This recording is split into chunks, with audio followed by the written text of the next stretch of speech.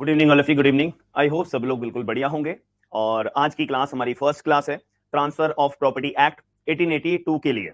और इस क्लास के अंदर हम अपना पूरा का पूरा टीपीए हमारा कानून किस बारे में डील करता है, क्या हमारे को टीपीए कानून बताता है, सारे के सारे हम बेसिक जो इंट्रोडक्शन हमारे को पता होना चाहिए कोई भी कानून को पढ़ने से पहले, ये सारी चीजें मैं आपको क्लेरिफाई। ठीक है, जल्दी जल्दी सभी लोग क्लास के अंदर ज्वाइन हो जाइए। ठीक है, धीरे धीरे लोग आते रहेंगे। ठीक है, बाकी लोग रिकॉर्डेड में ही देखते हैं। ठीक है, बट कोई बात नहीं, हम अपनी आज की कहानी को शुरू करते हैं। तो ट्रांसफर ऑफ प्रॉपर्टी एक्ट, सबसे पहली बात हमारे को मुद्दे की ये समझने वाली है कि ट्रांसफर ऑफ प्रॉपर्टी एक्ट एक बहुत इंपॉर्टेंट हमारा सब्जेक्ट है जुडिशियल एग्जाम्स के कंटेक्स्ट के अंदर। और ये अगर मैं हर स्टेट जुडिशरी की बात करूं, हर जगह पे ट्रांसफर ऑफ प्रॉपर्टी एक्ट आपसे पूछा जाता है। और आपका अगर आपको ये कानून नहीं आता तो आप समझ लीजिए एग्जाम के अंदर एक सबसे मेजर पार्ट आप अपना मिस कर रहे हो। ठीक है, आप कोई भी एग्जाम अपना उठा के देख लीजिए, जो रिसेंट एग्जाम्स हमारे हुए हैं वहां पे टीपीए का बहुत बड़ा मेजर रोल प्ले हुआ है। बहुत सारे क्वेश्चंस हमारे को टीपीए से पूछे गए हैं। ठीक है, बहुत सारे क्वेश्चंस हमारे को टीपीए से पूछे गए हैं। Good evening all of you. ठीक है, बहुत सारे क्वेश्चंस हमारे को टीपीए से पूछे गए हैं। तो आप नया सब्जेक्ट है, पहली क्लास है, इंट्रोडक्शन है, पूरी की पूरी कहानी मैं आपको सिखाऊंगा, समझाऊंगा, लिखवाऊंगा। और नोट्स आपको पीडीएफ के अंदर प्रोवाइड टाइमली बेसिस पे टीपीए के आपको प्रोवाइड होते रहेंगे। ठीक है, इसमें कोई डिले नहीं होगा, टीपीए के नोट्स हमारे प्रिपेयर्ड है। ठीक है, तो उसके अंदर कोई डिले आपको नहीं मिलेगा। अब मुद्दे की बात आती है, सारी बातों को भी साइड रखते हुए हम अपनी कहानी स्टार्ट करते हैं। ये ट्रांसफर ऑफ प्रॉपर्टी एक्ट हमारा कौन से साल में आया था? 1882 के अंदर। तो टीपीए की हमारी एनफोर्समेंट डेट क्या है, पहले ये चीज अपना कॉपी के अंदर क्लास नोट्स अपने बनाते चलिएगा। ठीक है, तो टीपीए की एनफोर्समेंट डेट क्या है हमारी? 1 जुलाई 1882। तो टीपीए हमारा कौन से दिन आया था, लागू हुआ था? एनफोर्समेंट डेट क्या है? 1 जुलाई 1882। ठीक है, तो ये कॉपीज में अपना लिखते रहिए। तो अपनी क्लास नोट्स अपने बनाते रहना, हर क्लास के अंदर नई चीज पढ़ाई जाएगी, हर क्लास के अंदर आपको डीपली नया कंसेप्ट सिखाया जाएगा। दूसरी बात मैं आपको एक रेफरेंस के तौर पे बताना चाहूंगा, कभी भी आप ट्रांसफर ऑफ प्रॉपर्टी एक्ट पढ़ोगे ना, तो साथ में ना आप रजिस्ट्रेशन एक्ट 1908 एक अपना कानून है, रजिस्ट्रेशन एक्ट 1908 एक अपना कानून है, तो उसको भी साथ में पढ़ना। और जब हमारा टीपीए खत्म हो जाएगा ना, आप अगर मेरे को बोलोगे तो 7-8 क्लासेस मैं आपकी एक्स्ट्रा लेके, अगर आप बोलोगे तो मैं आपको रजिस्ट्रेशन एक्ट भी पढ़ा दूंगा। ठीक है, इसी के साथ में ही कोई दिक्कत आपको होगी नहीं। ठीक है, अगर आप चाहते हो तो मैं रजिस्ट्रेशन एक्ट आपको पढ़ा दूंगा। ठीक है, तो एक एक निशाने से हमारी एक तीर से दो निशाने हो जाएंगे, क्योंकि टीपीए के साथ में ना भाई रजिस्ट्रेशन एक्ट भी पढ़ना जरूरी होता है। कि जब कोई प्रॉपर्टी का ट्रांसफर होता है तो उसको रजिस्टर्ड भी तो कराना होता है, तो वो तो हमारे रजिस्ट्रेशन एक्ट के तहत ही रूल्स हमारे गवर्न होते हैं, सीधी सी बात है। ठीक है, और दूसरी बात, हमने पूरा का पूरा सीपीसी का रिवीजन करने के लिए पूरा कंप्लीट वीडियो 5-6 घंटे की है, वैसे तो 5 घंटे 55 मिनट की वीडियो डाल दी है, उसमें सारे के सारे लेटेस्ट केस लॉ डाले मैंने। ठीक है, उसके अंदर वहां पे सारे के सारे लेटेस्ट केस लॉस डाले हैं। तो एसएलजी लॉ क्लासेस हमारा यूट्यूब चैनल है ना, तो वहां पे आप देख लीजिएगा, तो आपको कोई दिक्कत परेशानी नहीं आएगी। जितना मैंने आपको पढ़ाया है और उतना दिमाग में रखिएगा, साथ में वो रिवीजन क्लास ले लोगे, एक अपना दिमाग में आपको गार्निश आप हो जाओगे। ठीक है, गार्निश आपको हो जाएगा कि हाँ भाई अब मैंने नए केस लॉ 2020 के, 2022 के, 2023 के, 2019 के, ठीक है, वो सारे पॉइंट के तौर पे मैंने केस लॉज अपलोड कर दिए हैं। ठीक है जी, हाँ बिल्कुल बिल्कुल रश्मिता, पढ़ा दिया जाएगा। चलो मुद्दे पे आते हैं हम। अब यहाँ पे बात करी जा रही है ट्रांसफर ऑफ प्रॉपर्टी। अब यहाँ पे प्रॉपर्टी की बात करी जा रही है। भाई साहब, ये प्रॉपर्टी जो है, ये प्रॉपर्टी कौन सी वाली है? दोनों प्रॉपर्टी के यहाँ पे बारे में बात करी जाती है। ट्रांसफर ऑफ प्रॉपर्टी एक्ट जो है हमारा दोनों प्रॉपर्टीज के ऊपर लागू होता है, भले ही वो मूवेबल प्रॉपर्टी हो, भले ही वो इमूवेबल प्रॉपर्टी हो। बट यहाँ पे थोड़ी सी चीजें आपको याद रखनी पड़ेंगी, जो मैं आपको अभी थोड़ी सी देर में ये चीज आपको क्लियर हो जाएंगी। ठीक है, हाँ, इसके अंदर टोटल सेक्शंस कितने हैं? 137 सेक्शंस हैं।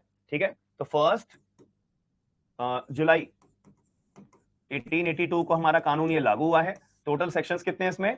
इसमें टोटल 137 सेक्शंस है। ये क्लास कॉपी अपनी ना बनाते रहना। ठीक है, क्लास कॉपी अपनी क्लास नोट्स के तौर पे बनाते रहिएगा। एक बात हमारे को क्लियर हो गई। दूसरी बात, यहाँ पे जो वर्ड लिखा हुआ है प्रॉपर्टी का, तो प्रॉपर्टी में दोनों प्रॉपर्टी इंक्लूड होती है, मूवेबल प्रॉपर्टी भी इंक्लूड होती है, इमूवेबल प्रॉपर्टी भी हमारी इंक्लूड होती है। अब यहाँ पे मैंने एक लाइन लिखी हुई है कि यहाँ पे वर्ड यूज करा हुआ ट्रांसफर।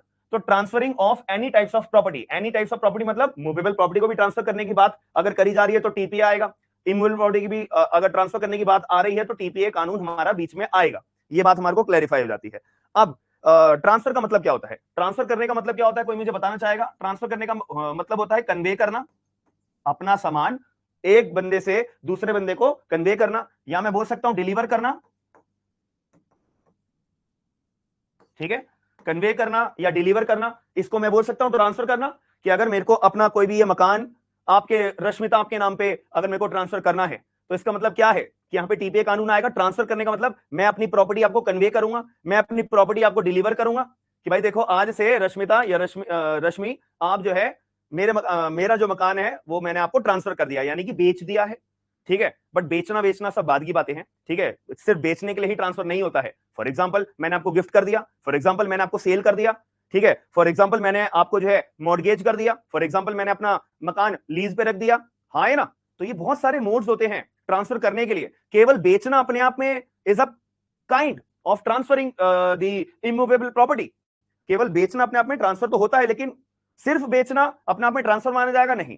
ट्रांसफर बहुत तरह से हो सकता है, सेल करके, मॉर्गेज करके, लीज करके, गिफ्ट देके।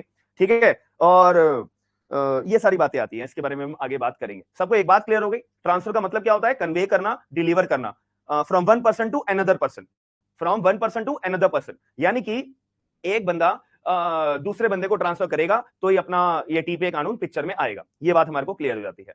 अब एक क्वेश्चन, एक पॉइंट एक और समझ लीजिए कि सर हमारे दिमाग में डाउट आ रहा है कि ये जो टीपीए का कानून है ये 1882 के अंदर आया था। 1882 से और ये टीपीए कानून हमारे को लाने की जरूरत क्या पड़ी? सर ऐसा क्या हो गया था 1 जुलाई 1882 को कि जो टीपीए कानून हमने देश के अंदर लागू करना पड़ा? ऐसा क्या हो गया? क्या 1882 से पहले क्या हुआ करता था? बिफोर एनेक्टमेंट, अगर मैं टीपीए के एनेक्टमेंट से पहले की बात करूं, बिफोर एनेक्टमेंट के अंदर ही क्या होता था? बहुत सारे अपने अलग अलग तरह के सिविल डिस्प्यूट्स अराइज होने लग रहे थे। कोई व्यक्ति अपने हिसाब से ट्रांसफर कर रहा था, कोई व्यक्ति अपने हिसाब से ट्रांसफर कर रहा था। तो ऐसे केस में ना बहुत ज्यादा लड़ाई झगड़े आपस में पैदा होने लग गए थे। ठीक है, क्योंकि कोई कानून नहीं था, कोई गवर्निंग अथॉरिटी नहीं थी, कोई रूल नहीं था, कोई मोड नहीं था, कोई किसी को नॉलेज नहीं थी। तो इस वजह से बहुत सारे सिविल डिस्प्यूट्स प्रॉपर्टी के रिलेटेड आने लग गए थे कि एक बंदे ने ट्रांसफर तो कर दी लेकिन उसको पोजीशन नहीं मिला, एक बंदे ने सेल कर दी तो बट उसको पैसे नहीं मिले, बट उसके या कोई कानून भी नहीं था, कुछ पुख्ता कानून भी नहीं था। तो इस वजह से बहुत सारे civil disputes related to the property before the enactment of TPA आने लग गए थे। तो इसी वजह से यहां पर सरकार का अपना जो कॉम्पिटेंट अथॉरिटी होगी, उन्होंने अपना दिमाग लगाया कि यार देश के अंदर ना एक टीपीए का कानून होना चाहिए। तो इसीलिए ट्रांसफर ऑफ प्रॉपर्टी एक्ट 1882 लागू करा गया, जो केवल और केवल प्रॉपर्टीज को गवर्न करने के लिए एक अपना कानून बनाया गया है। बाकी चीजों से हमें कोई मतलब नहीं है। प्रॉपर्टीज के बारे में बात करी जा रही है कि प्रॉपर्टीज को अगर कोई कन्वे करता है, कोई डिलीवर करता है, एक बंदा दूसरे बंदे को ट्रांसफर करता है, यानी कि कन्वे करता है, यानी कि डिलीवर करता है, तो उसके लिए हम एक पूरा का पूरा कानून बना रहे हैं जिसका नाम है टीपीए, जिसमें टोटल 137 सेक्शंस हैं, जो कि लागू करा गया 1 जुलाई 1882 को। ठीक है, यहां पे समझ में आ गई बात? ठीक है, अब क्वेश्चन ये आता है, क्वेश्चन बना के आप लिखना चाहो तो लिख सकते हो। How transfer of property take place? ठीक है, how transfer of property take place. Transfer of property मैं शॉर्ट फॉर्म में ऐसे लिख रहा हूं। ठीक है, how transfer of property take place, मतलब क्वेश्चन ये आता है कि ट्रांसफर किस किस तरह से करी जा सकती है और किस किस तरह से ट्रांसफर करी जा सकती है, और टीपीए कौन से वाले ट्रांसफर के ऊपर गवर्नड होगा? क्या टीपीए सारे के सारे ट्रांसफर के ऊपर अपना अपने गवर्नेंस रखेगा, या टीपीए केवल कुछ ही चीजों के लिए ट्रांसफर होता है, उसी जगह पे टीपीए लागू होता है? देखो भाई, सिंपल सी बात है, अगर कोई ट्रांसफर करनी होती है प्रॉपर्टी, ठीक है, तो ट्रांसफर कैसे कैसे हो सकती है? ट्रांसफर हो सकती है या तो डेथ होने के बाद, ए नाम का व्यक्ति मर गया तो ए नाम के व्यक्ति के नाम पे जो कोई प्रॉपर्टी होगी, तो ए नाम के व्यक्ति के नाम पे अगर कोई प्रॉपर्टी होगी तो वो उसके बच्चों को ट्रांसफर होगी, उसकी बीवी बच्चों को ट्रांसफर होगी। ठीक है, या तो ट्रांसफर होगी सक्सेशन के जरिए कि मेरा उत्तराधिकारी कौन है, मेरा बेटा है, बेटे को मेरे नाम पे प्रॉपर्टी, या फिर उसने कोई अपनी विल बनाई होगी। हाँ है ना? इसी वजह से ट्रांसफर हो रही है। बट क्वेश्चन ये आता है, किसी बंदे की डेथ हो जाती है और अगर प्रॉपर्टी ट्रांसफर करनी है सक्सेशन के लिए, और अगर कोई प्रॉपर्टी ट्रांसफर करनी है विल बना के, तो क्या यहां पे टीपीए गवर्न होगा? नहीं यार, सक्सेशन के लिए अपना कानून है, personal law. Hindu succession act अलग है, मुस्लिम्स का तौर तरीका अलग है, क्रिश्चियंस का तौर तरीका अलग है। हाँ है ना? अब अपना विल, इसके लिए अपना इंडियन सक्सेशन एक्ट अपना गवर्न होता है विल के लिए, तो टीपीए का तो कोई रोल नहीं है। सीधी सी बात समझ में आ गई हमारे को कि टीपीए का कोई रोल नहीं है कि डेथ हो जाने के बाद अगर प्रॉपर्टी ट्रांसफर हो रही है तो वहां पे टीपीए का कोई मतलब नहीं है। ठीक है, अब दूसरी बात, और कैसे ट्रांसफर होती है प्रॉपर्टी? ट्रांसफर होती है प्रॉपर्टी इंटरवायोस। और कैसे प्रॉपर्टी ट्रांसफर होती है? इंटरवायोस। इंटरवायोस का मतलब क्या होता है कि जीते जी, आप अगर अपना लिखना चाहो, between living parties, between living parties, यानी कि जीते जी। जैसे मैंने भी आपको एग्जांपल दिया था कि रश्मिता मेरी ये प्रॉपर्टी है, मैं ये प्रॉपर्टी अपनी 50 लाख में बेचना चाहता हूं, रश्मिता आप खरीदोगी? तो रश्मिता ने कहा हाँ सर मैं खरीदूंगी, ये लो 50 लाख रुपए। फिर मैं प्रॉपर्टी अपनी ट्रांसफर करूंगा, यानी कि कन्वे करूंगा, यानी कि डिलीवर करूंगा, हाँ है ना? तो मैं जिंदा हूं, रश्मिता जिंदा है, तो हमारे बीच में जो ट्रांसफर हो रही है प्रॉपर्टी वो इंटरवायोज हो रही है। इंटरवायोज का मतलब बिटवीन लिविंग पार्टीज, जीते जी, जो जिंदा लोग हैं। अब यहाँ पे आप मुझे बताओ क्या टीपीए गवर्न होगा? बिल्कुल होगा भाई, ठीक है। यहाँ पे अपना टीपीए भी गवर्न होगा, सेल्स ऑफ गुड्स एक्ट भी गवर्न होगा। वो डिपेंड करेगा ना किस नेचर की प्रॉपर्टी है जो ट्रांसफर करी जा रही है, जीते जी। नहीं समझे मेरी बात? वो देखा जाएगा। इंडियन ट्रस्ट एक्ट भी आ सकता है, ठीक है, इंडियन ट्रस्ट एक्ट भी आ सकता है। बट हमारा मेन काम का अभी हम क्या पढ़ने आए हैं? हम आए हैं पढ़ने टीपीए। हम क्या पढ़ने आए हैं? टीपीए।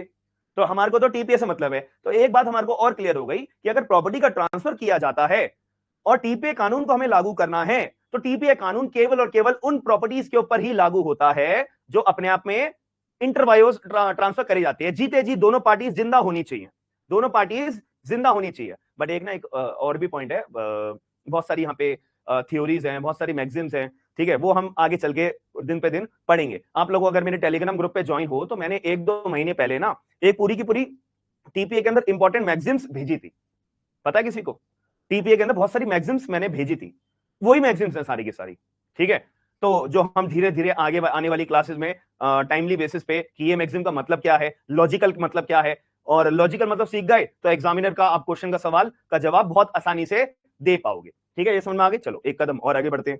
अब टीपीए कब लागू होता है, कब लागू नहीं होता है, और टीपीए का हमारा रोल प्ले क्या होता है, ये हमारे को समझ में आ गया, ठीक है। अब थोड़ा सा और क्वेश्चन हमारा दिमाग में आता है कि अब टीपीए के अंदर कौन कौन से मोड्स बता रखे हैं, टीपीए के अंदर कौन कौन से मोड्स बता रखे हैं for transfer the property, for transfer the property.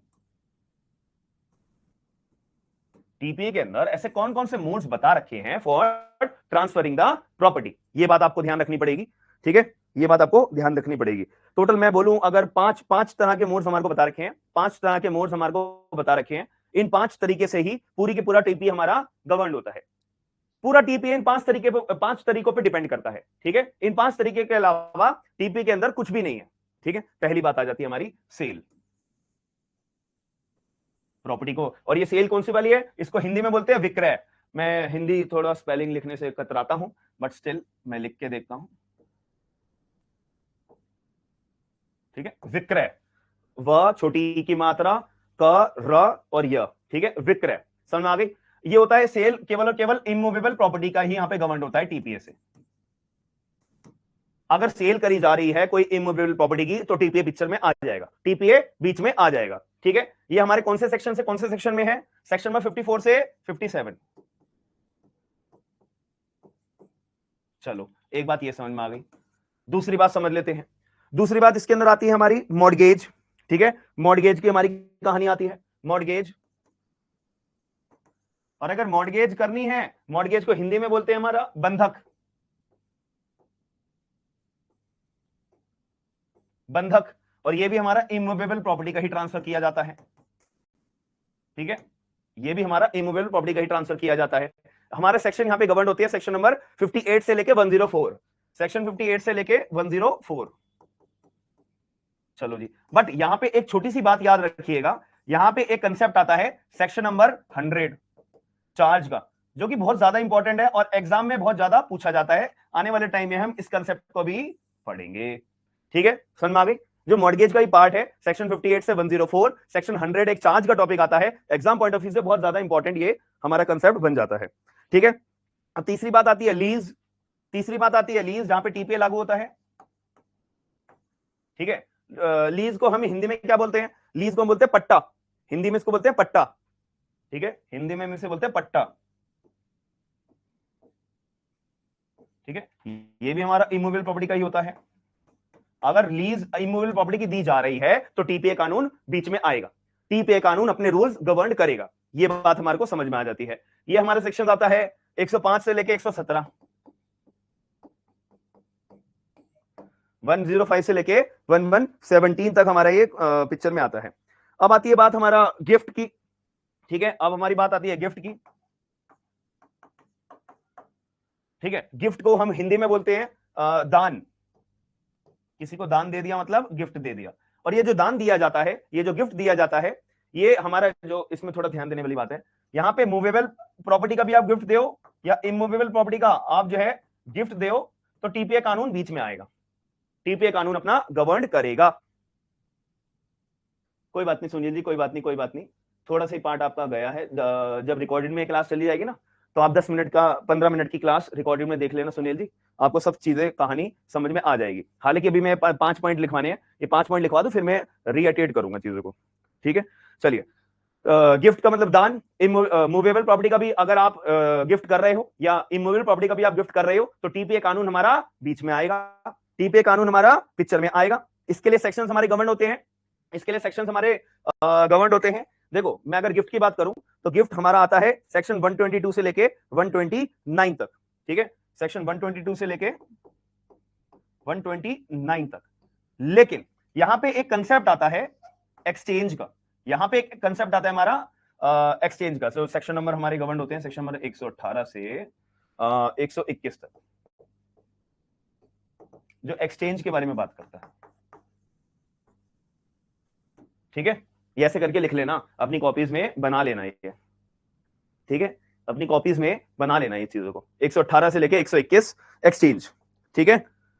तो अगर कोई भी प्रॉपर्टी मूवेबल है या इमूवेबल प्रॉपर्टी है, उसका गिफ्ट यानी कि दान किया जा रहा है, तो हमारा टीपीए कानून बीच में आएगा। ये मैं नहीं कहता, ये सेक्शन नंबर 122 से लेके 129 तक के अंदर ये हमारे को बातें बता रखी है, ठीक है। और एक हमारा एक्सचेंज का टॉपिक भी होता है 118 से 121 के अंदर, जो एक्सचेंज के बारे में बात करता है कि ये पेन एक्सचेंज कर लो, मोबाइल में आईफोन है, आपके पास बढ़िया वाला और फोन है, तो हम दोनों एक्सचेंज कर लेते हैं, ठीक है। ये सारी बातें इस टीपीए के अंदर गवर्न होती है। Am I clear? चलो, अभी हमने क्या पढ़ा, 5 पॉइंट लिखने हैं, 1 2 3 4। अब 4 पॉइंट तो हमने लिख लिए, अब 5वां पॉइंट ना आधे से ज्यादा दुनिया को इसका मतलब नहीं पता, एक्शनेबल क्लेम्स का, है ना, ठीक है। तो पहले इतनी बात आप लिख लीजिए, ठीक है, इतनी बात लिख लो। चलो, अब एक 5वां पॉइंट हमारा क्या आता है, 5वां पॉइंट हमारा आता है actionable claims.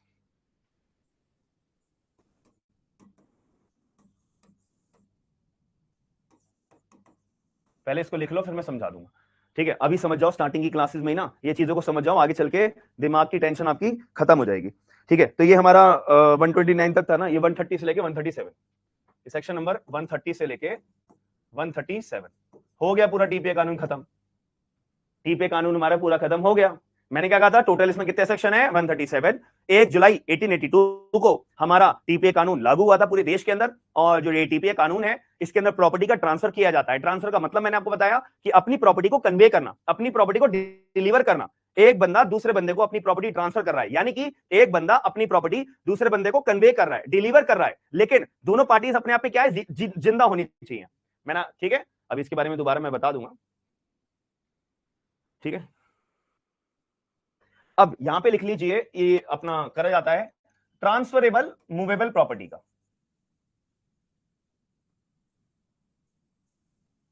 Transferable movable property का हमने क्या क्या पढ़ा, लिख लिया सब लोगों ने यहां तक, ट्रांसफरेबल मूवेबल प्रॉपर्टी का,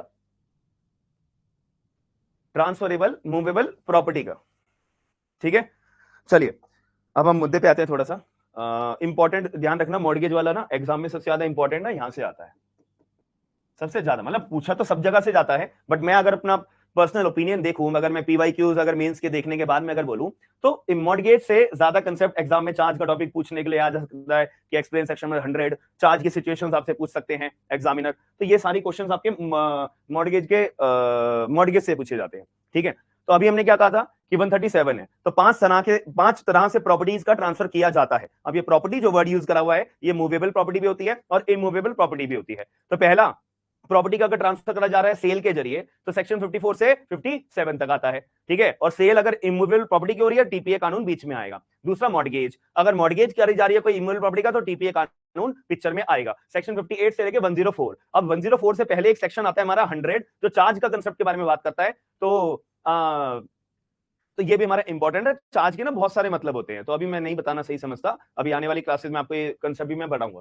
अब एक लीज का कंसेप्ट आता है, अगर लीज आप दे रहे हो इमूवेबल प्रॉपर्टी का, तो यहाँ पे हमारा टीपीए कानून पिक्चर में आएगा, 105 से लेकर 117। अगर आप जो है अपनी कोई प्रॉपर्टी है उसको गिफ्ट करना चाह रहे हो, और वो जो प्रॉपर्टी आपकी मूवेबल भी हो सकती है, इमूवेबल भी हो सकती है। तो अगर आप गिफ्ट देते हो देन टीपीए कानून हमारा पिक्चर में आएगा 122 से लेके 129। लेकिन एक एक्सचेंज का टॉपिक भी होता है जो बात करता है सेक्शन नंबर 118 से लेके 121 तक। तो अगर प्रॉपर्टी का एक्सचेंज करा जा रहा है देन यहां पे टीपीए कानून पिक्चर में आएगा। एक होता है हमारा कंसेप्ट, आखिरी कंसेप्ट, एक्शनेबल क्लेम्स, जो बात करता है सेक्शन 130 से लेके 137 तक एक्शनेबल क्लेम्स।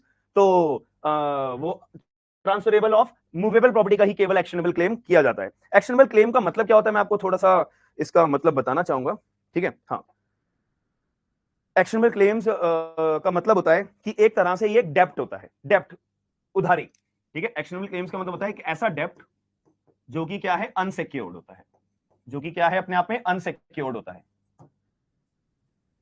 एक्शनेबल क्लेम्स का मतलब होता है कि एक ऐसा डेप्ट है जो कि अपने आप में अनसिक्योर्ड है, जो कि अनसिक्योर्ड है। बंदे ने उधार तो लिया, मैंने सुनील जी के पास जाके सुनील जी प्लीज मुझको 1 लाख रुपए उधार पे दे दो।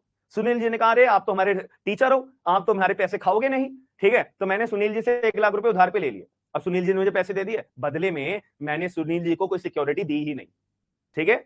बदले में मैंने सुनील जी को कोई सिक्योरिटी दी ही नहीं। मान लेते हैं अगर मैंने 1 लाख रुपए सुनील जी को पैसे वापसी नहीं करे तो सुनील जी के तो पैसे मर गए, हाँ है ना, सुनील जी के तो पैसे खराब गए। और मैंने उनको कोई सिक्योरिटी भी नहीं रखवाई ताकि वो मेरी सिक्योरिटी को बेच बाच के अपने 1 लाख रुपए रिकवर कर पाए, कोई सिक्योरिटी नहीं है। तो जो सुनील जी के ऊपर जो एक टेंशन है वो क्या है, अनसिक्योर्ड। और जो मैंने सुनील जी से उधार लिया है, डेप्ट लिया है, वो कौन सा डेप्ट है, अनसिक्योर्ड डेप्ट है, ठीक है। तो इसको भी एक तरह से हम क्या बोलते हैं, एक्शनेबल क्लेम्स। इसको भी हम क्या बोलेंगे, एक्शनेबल क्लेम्स। अभी मैं जानता हूं आपको मोटी मोटी बात समझ में आई होगी, प्योरली तरीके से समझ में नहीं आई होगी, बट एक और एग्जांपल देता हूं मैं, ठीक है। जैसे कि ए नाम के व्यक्ति ने जैसे मैं और सुनील जी का एग्जांपल है, सुनील जी से मैंने 1 लाख रुपए उधार पे लिए और कोई बदले में सिक्योरिटी जमा नहीं करवाई। तो मैंने जो लोन लिया है, यानी कि मैंने जो डेप्ट लिया है सुनील जी से, वो अनसिक्योर्ड है। तो सुनील जी के पास कोई ऑप्शन नहीं बचता है। सुनील जी मेरी कोई प्रॉपर्टी बेच नहीं सकते, मेरी कोई प्रॉपर्टी मैंने उनको कोई सिक्योरिटी में नहीं जमा करा रखी। तो सुनील जी के पास क्या ऑप्शन है, बस सीधा जाएंगे कोर्ट में सूट फाइल करेंगे, रिकवरी ऑफ मनी का, बात खत्म। सुनील जी के पास और कोई ऑप्शन नहीं बचता है क्योंकि जो उधारी है वो अनसिक्योर्ड है, ठीक है। तो अगर कोई उधारी जो कि अनसिक्योर्ड होती है, कोई अदर ऑप्शन मेरे पास बचता ही नहीं है कि मैं यार कोई प्रॉपर्टी बेच के पैसा ले लूं, उसका अपना रिकवर कर लूं, या कुछ सिक्योरिटी जमा करा रखी हो, या कुछ भी मैं जिससे अपना पैसा रिकवर कर पाऊं, ठीक है। मेरे पे ऐसा कुछ भी नहीं होता है, मेरे पास बस एक लास्ट ऑप्शन बचता है, कोर्ट में जाके सूट फाइल करने का। तो ऐसे डेब्ट्स को अनसिक्योर्ड बोलते हैं, ऐसी चीजों को हम एक्शनेबल क्लेम्स बोलते हैं। सीधी सी बात समझ में आ गई, ठीक है। एक और एग्जांपल ले लेते हैं कि मैं हूं, ठीक है, मैं अपना एग्जांपल ले लेता हूं। मैं कहां गया, मैं उत्तर प्रदेश गया, ठीक है। मैं उत्तर प्रदेश गया घूमने के लिए, या घूमने में क्या, मैं रहने गया उत्तर प्रदेश के अंदर। मैंने एक पीजी लिया, ठीक है, पीजी होता है ना जहां पे हॉस्टल वगैरह, तो वहां पे मैंने हॉस्टल लिया और वहां पे मैंने 6 महीने तक रहा।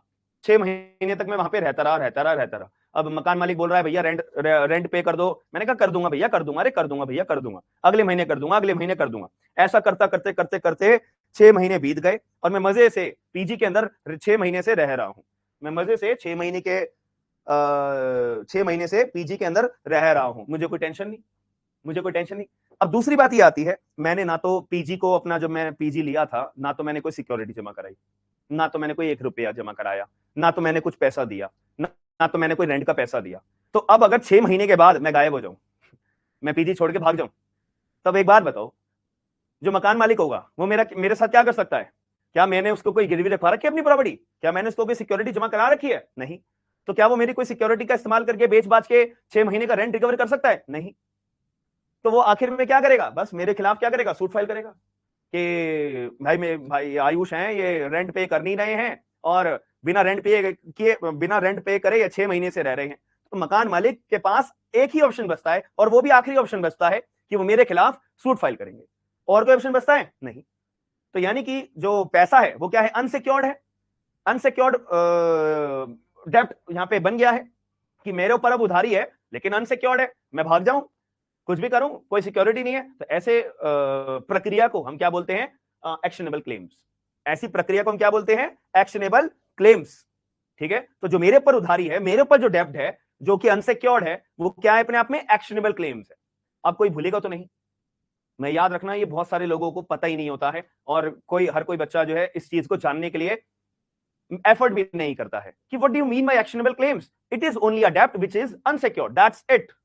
कि ऐसा कोई भी डेब्ट जो कि अपने आप में अनसिक्योर्ड होता है उसको हम एक्शनेबल क्लेम्स बोलते हैं, उसको हम एक्शनेबल क्लेम्स बोलते हैं। तो जो हमारा टीपीए के अंदर गवर्न होता है सेक्शन नंबर 130 से लेकर 137 ट्रांसफरेबल ऑफ मूवेबल प्रॉपर्टी, इसके बारे में आगे की कहानी में बाद में बताऊंगा। ठीक है, यहां तक समझ में आ गया ना, क्योंकि मुझे पता है ना जितनी डोज आपको स्टार्टिंग की क्लासेस में देनी है उतनी डोज आपको पता होनी चाहिए। तो हमने अभी तक क्या पढ़ा, हमने पढ़ा टीपीए हमारा कानून है 1882 के अंदर, और ये 1 जुलाई 1882 के अंदर आया था। टोटल 137 सेक्शंस है इसके अंदर, ठीक है, टीपीए के अंदर। और यहाँ पे बात करी हुई है प्रॉपर्टी, तो यहाँ पे बात जो करी हुई है प्रॉपर्टी के बारे में, तो प्रॉपर्टी यहाँ पे दोनों तरह की होती है, मूवेबल और इमूवेबल प्रॉपर्टी का ट्रांसफर किया जाता है। तो टीपीए हमारा दोनों कानून, दोनों तरह की प्रॉपर्टी के ऊपर गवर्न होता है, और वो हमने भी एग्जांपल के तौर पे समझ भी लिया है। ठीक है, अब यहाँ पे वर्ड यूज करा हुआ transferring of any types of property. तो ट्रांसफर का मतलब क्या होता है, ये ट्रांसफर का मतलब क्या है, ट्रांसफर मतलब एक बंदा अपनी प्रॉपर्टी किसी दूसरे बंदे को ट्रांसफर कर रहा है। ट्रांसफर करने का मतलब कन्वे कर रहा है, और ट्रांसफर करने का मतलब डिलीवर कर रहा है। ठीक है, यहाँ पे डिलीवर करना और कन्वे करना, ये दो शब्दों पे थोड़ा गौर करिएगा, एग्जाम में ना पूछा जाता है, ये प्रीलिम्स के अंदर क्वेश्चन आता है, इसलिए मैं इस पे जोर देके बोल रहा हूँ ताकि आपको याद हो जाए। ठीक है, चलो ये बात भी हमारे को समझ में आ गई। दूसरी बात आती है कि अब ट्रांसफर ऑफ प्रॉपर्टी कैसे होती है, क्या हर जगह पे टीपीए कानून लागू होगा जहां पे प्रॉपर्टी का ट्रांसफर करा जा रहा है, हर जगह पे नहीं। मैंने क्या कहा था, प्रॉपर्टी ट्रांसफर कैसे हो सकती है, या तो कोई बंदा मर गया, ठीक है, तो अगर ए नाम का व्यक्ति है, उसके नाम पे एक मकान है, वो मर गया, तो उसके जो प्रॉपर्टी है वो ट्रांसफर होगी, या तो सक्सेशन के तौर पे होगी कि मेरा बीवी बच्चों को मेरे नाम पे प्रॉपर्टी मिलेगी, मैं मर गया तो, ठीक है, तो या तो मैंने कोई विल बना के रखी होगी कि मेरे मरने के बाद मेरी प्रॉपर्टी फला फला व्यक्ति को ट्रांसफर कर दी जाए। तो ऐसे केस में डेथ के अंदर तो यार अपने अलग अलग कानून बना रखे ना, सक्सेशन, हिंदू सक्सेशन एक्ट अपना अलग कहानी कहता है, मुस्लिम सक्सेशन की कहानी अपनी अलग बताई जाती है। तो ये तो अपना टीपी यहाँ पे गवर्न होगा नहीं, इनके लिए अपने पर्सनल लॉज बना रखे हैं। विल के लिए अपना इंडियन सक्सेशन एक्ट आ जाता है, तो यहाँ पे टीपीए गवर्न होगा नहीं। तो टीपीए कहां पे गवर्न होगा, अगर ट्रांसफर इंटरवायोज करा जाता है। इंटरवायोज का मतलब होता है जीते जी, दोनों लोग जीते जी अपना प्रॉपर्टी ट्रांसफर कर रहे हैं। जैसे कि मैंने सुनील जी को बोला, सुनील जी 50 लाख रुपए में मकान खरीदोगे, सुनील जी ने कहा हाँ मैं खरीदूंगा। तो अब जो सुनील जी और मेरे बीच में जो ट्रांजैक्शन हो रही है, प्रॉपर्टी का ट्रांसफर हो रहा है, वहां पे हमारा टीपीए कानून गवर्न होता है। तो टीपीए हो सकता है, सोगा हो सकता है, इंडियन ट्रस्ट एक्ट हो सकता है। तो ये सारे कानून हमारे जीते जी लोगों के द्वारा अगर प्रॉपर्टी का ट्रांसफर किया जाता है तो ये कानून पिक्चर में आते हैं। बट हम कौन सा कानून पढ़ रहे हैं, टीपीए। ठीक है, तो टीपीए के लिए फिर मैंने आपको बताया कि मोड्स ऑफ ट्रांसफर टीपीए के अंदर आपको क्या क्या बता रखे हैं, सेल बता रखा है, मॉर्गेज बता रखा है, लीज बता रखा है, ठीक है, गिफ्ट बता रखा है, और एक्शनेबल क्लेम्स बता रखा है। मॉर्गेज के अंदर कंसेप्ट आता है चार्ज सेक्शन 100 इंपॉर्टेंट है, और गिफ्ट से पहले एक कंसेप्ट आता है हमारा सेक्शन 118 से लेकर 121 का एक्सचेंज का टॉपिक, वो थोड़ा सा इंपॉर्टेंट है। ठीक है, और मूवेबल प्रॉपर्टी का ट्रांसफर जो अगर किया जाता है तो वो टीपीए किन मूवेबल प्रॉपर्टी की बात करता है, केवल गिफ्ट और केवल एक्शनेबल क्लेम्स, केवल एक्शनेबल क्लेम्स। क्लियर हो गई बात, कोई तरीके से समझ में आ गई, चलो बढ़िया है फिर तो ये भी बात यार, यहां तक की कहानी आपको समझ में आ गई। ठीक है, अब यहां पे हम बात करते हैं कि जो टीपीए हमारा कानून है, टीपीए जो हमारा कानून है उसकी स्कीम कहां से बांटी हुई है, स्कीम क्योंकि हमने ट्रांसफर की कहानी शुरू करी थी तो सेक्शन नंबर 54 से करी थी, यानी कि भैया सेक्शन नंबर 1 से लेके 53 के भी तो सेक्शन है सर, वो नहीं पढ़ाओगे क्या, उसका नहीं मतलब है कुछ, नहीं भाई उसका भी मतलब है। बट मैंने अभी क्लास के स्टार्टिंग में एक वर्ड यूज करा था कि अगर आप मेरे टेलीग्राम ग्रुप पे ज्वाइन हो तो वहां पे ना मैंने आपको बता रखा है, क्या बता रखा है, एक सेकंड, हाँ, मैंने आपको बहुत सारी एक बात बताया था कि मैंने 1 या 2 महीने पहले मैगजिम्स टेलीग्राम ग्रुप पे भेजी थी, जो टीपीए के अंदर हमारी सारी की सारी मैगजिम्स हमारी गवर्न होती है ना, तो वो मैगजिम्स मैंने टेलीग्राम ग्रुप पे सेंड करी थी, दोबारा कर दूंगा, कोई दिक्कत नहीं है, स्क्रॉल ही तो करना होता है। ठीक है, तो मैंने कहा था सेक्शन में 1 से लेकर 53 तक जो हमारे सेक्शन है ना, वो मैगजिम्स बताते हैं कि हमारा जो टीपीए कानून है ये 1882 के साल में आया था। तो 1882 से पहले प्रॉपर्टी का ट्रांसफर कैसे होता था, तो वो जो है मैगजिम्स के ऊपर हमारी कहानियां चलती थी। तो 1882 से पहले जो मैगजिम्स थी, वो मैगजिम्स को हमने सेक्शन के अंदर एड ऑन कर दिया। तो इसीलिए टीपीए कानून से लोग पढ़ने से डरते हैं, क्योंकि इसमें मैगजिम्स बहुत सारी हैं, सेक्शन नंबर 1 से लेकर 53 तक आपको मैगजिम्स ही पढ़ाई जाएंगी, और वो एग्जाम के अंदर आती है, एग्जाम पॉइंट ऑफ व्यू से आपको पता होना चाहिए। ठीक है जी, क्लियर हो गई मेरी बात। ठीक है, अभी मैं बताऊंगा। हाँ, तो हम स्कीम ऑफ द टीपीए की बात कर रहे थे, स्कीम ऑफ टीपीए।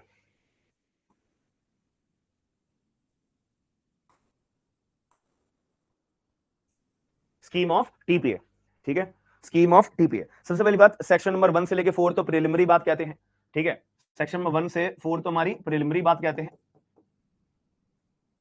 और क्या कहते हैं वो भी बताऊंगा। और दूसरी बात करता है हमारा transfer of property bye act of the parties, transfer of properties bye act of parties, मैं लिख देता हूं, transfer of properties bye act of parties, ये हमारा गवर्न होता है section number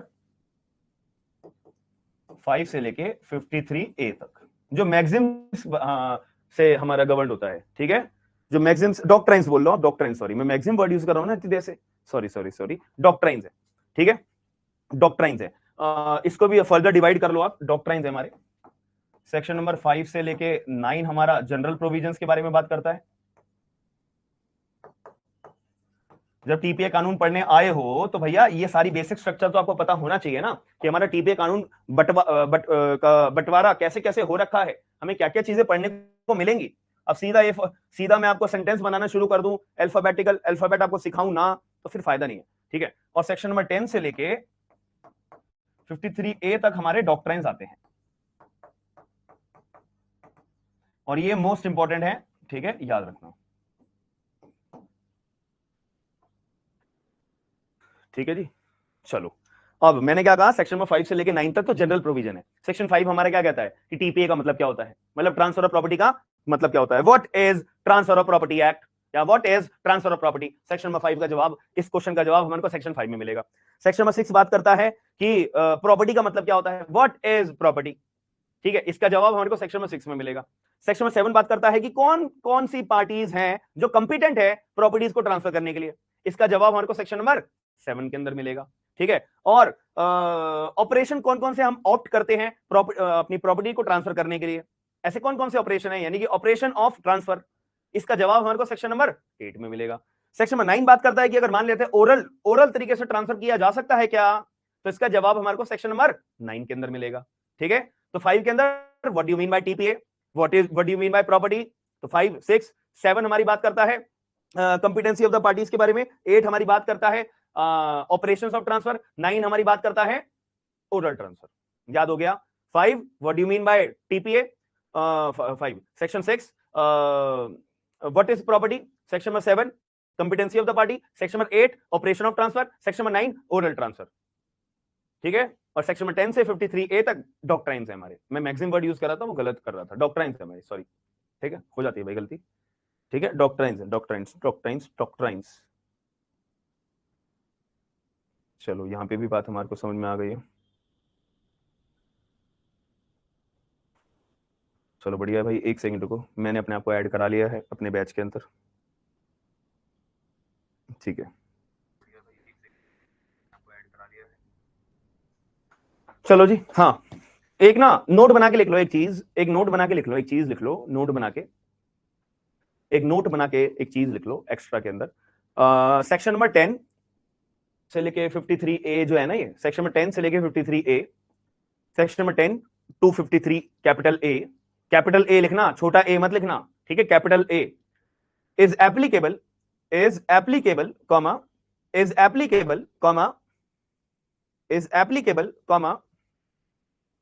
if there is any sale, mortgage, lease, gift, actionable claims, etc. Full stop. Otherwise, section number 10-53 capital A bracket में लिख लेना, doctrines will not be applicable.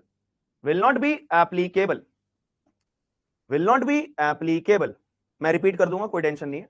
ठीक है, मैं रिपीट कर दूंगा, will not be applicable, full stop, खत्म। मैं रिपीट कर देता हूं, मैंने बोला सेक्शन नंबर 10 से लेके 53 कैपिटल ए जो हमारे को डॉक्ट्राइन्स के बारे में बता रखा है। ठीक है, तो ये जो सेक्शंस हैं, सेक्शन 10 से लेके 53 कैपिटल ए, ये जो डॉक्ट्राइन्स है, ठीक है, ये एप्लीकेबल कब होंगी, is applicable if there is any sale, mortgage, lease, gift, actionable claim, etc. full stop. Otherwise, section 10 से लेके 53 कैपिटल ए ब्रैकेट में doctrines will not be applicable। कहने का मतलब ये है कि अगर दो पार्टीज के बीच में कोई सेल है, अगर दो पार्टीज के बीच में कोई मॉर्गेज है, अगर दो पार्टीज के बीच में लीज है या गिफ्ट है या एक्शनेबल क्लेम है, तो ही हमारे डॉक्ट्राइन्स एप्लीकेबल होंगे, तो ही हमारा सेक्शन नंबर 10 से लेके 53 कैपिटल ए पिक्चर में आएगा, तो ही हम बोलेंगे ये इस डॉक्ट्राइन के तहत ट्रांसफर करी गई है प्रॉपर्टी, ये इस डॉक्ट्राइन के तहत ट्रांसफर करी गई है प्रॉपर्टी। अगर कोई सेल नहीं है, मॉर्गेज नहीं है, लीज नहीं है, गिफ्ट नहीं है, एक्शनेबल क्लेम नहीं है, या चार्ज नहीं है, या फिर एक्सचेंज नहीं है, तो सॉरी, हम जो है कोई भी डॉक्ट्राइन एप्लीकेबल नहीं करेंगे, सेक्शन नंबर 10 से लेके 53 कैपिटल ए हमारे पिक्चर में आएगा ही नहीं। समझ में आ गई मेरी बात? ठीक है, तो सारी कहानी हमारी किसके ऊपर डिपेंड करती है? सेल के ऊपर। सारी कहानी किसके ऊपर डिपेंड करती है? मॉर्गेज के ऊपर, लीज के ऊपर, और गिफ्ट के ऊपर, और एक्शनेबल क्लेम्स के ऊपर। मेरे साथ साथ आप लोग भी रिपीट करते रहा करो, ठीक है? घर पे बैठे हुए हो तो मेरे साथ साथ आप ये चीज रिपीट करते रहा करो, जितना ज्यादा बोलेंगे उतनी चीजें याद हो पाएंगी क्विक तरीके से, ठीक है? फिर कॉपी खोल के बस एक बारी पेज पलटने होंगे, 5-10 मिनट के अंदर पूरा कंसेप्ट या पूरी क्लास के अंदर जो पढ़ाई हुई चीजें हैं वो रिवाइज हो जाएंगी, ठीक है जी? चलो, ये बात भी हमारे को समझ में आ गई। अब थोड़ा सा हिस्टोरिकल बैकग्राउंड के बारे में अगर मैं आपको थोड़ा सा बताऊं कि हिस्टोरिकल बैकग्राउंड हमारा टीपीए का क्या है। टीपीए को लागू करने से पहले, टीपीए 1882 के अंदर आया, 1 जुलाई 1882 के अंदर हमारा टीपीए लागू हुआ। तो ये टीपीए को लागू करने से पहले प्रिंसिपल इंग्लिश लॉ के ना अपने प्रिंसिपल्स एप्लीकेबल होते थे।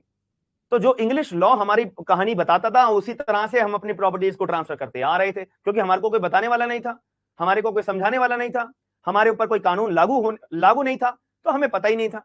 तो इंग्लिश लॉ के अंदर जो प्रिंसिपल्स हमारे को बताए हुए थे वैसे ही प्रॉपर्टीज ट्रांसफर हो रही थी। तो आप खुद थोड़ा सा बताओ, इंग्लिश लॉ के अंदर हमारे को प्रॉपर्टी ट्रांसफर कैसे करी जा रही होंगी? इंग्लिश लॉ के अंदर प्रॉपर्टीज कैसे ट्रांसफर करी जा रही होंगी? भाई सीधी सी बात है, equity justice and good conscience के तौर पे। कि equity justice and good conscience के तौर पे मतलब क्या होता है कि जब कानून हमारा फुल स्टॉप लगा देता है, कानून के अंदर अगर कोई कंसेप्ट के बारे में बात नहीं लिखी जाती है तो हम उस टाइम पे equity justice and good conscience का कंसेप्ट अपना लगाते हैं।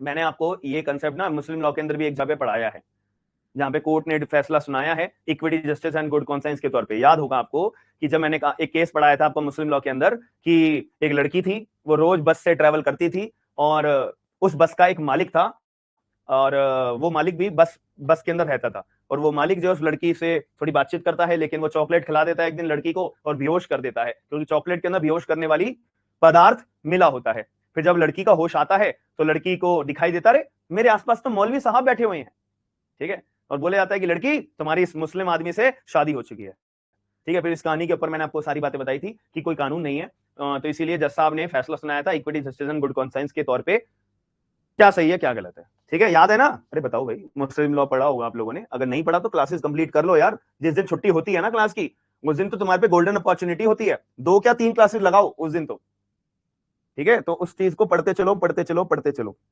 चलो, हाँ, तो इक्विटी जस्टिस गुड कॉन्साइंस का मतलब होता है कि मेरे मानने से, मैं जज हूं, मेरे मानने से क्या सही है क्या गलत है, ठीक है? मेरे मानने से क्या होता है, क्या सही होगा क्या गलत होगा, उसको बोलते हैं equity justice and good conscience. Equity justice and good conscience, ठीक है? चलो, तो ये मुद्दे की बात क्या है, मैं आपको हिस्टोरिकल बैकग्राउंड क्यों बता रहा हूं। तो ये जो equity justice and good conscience है ना, इसी से डॉक्ट्राइन्स निकले हैं। अब इन्हीं से जो डॉक्ट्राइन निकले हैं वो सेक्शन नंबर 10 से लेके 53 कैपिटल ए में हमने टीपीए के कानून के अंदर ऐड कर दिए। बात कर, लॉजिक समझ में आ गया? क्लैरिटी आई कुछ दिमाग में?